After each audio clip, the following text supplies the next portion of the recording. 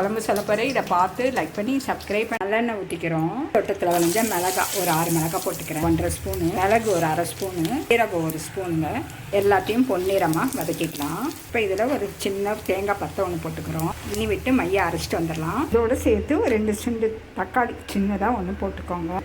சின்ன வெங்காயம் ஒரு 7 வெங்காயம் கிட்ட போட்டுக்கோங்க. ஒரு 10 வெங்காயம் சின்ன வெங்காயங்க. பாதியமாக அரைச்சிட்டு வந்துடலாம். 5 ஸ்பூன் நல்லெண்ணெய் ஊற்றிக்கிறோம்.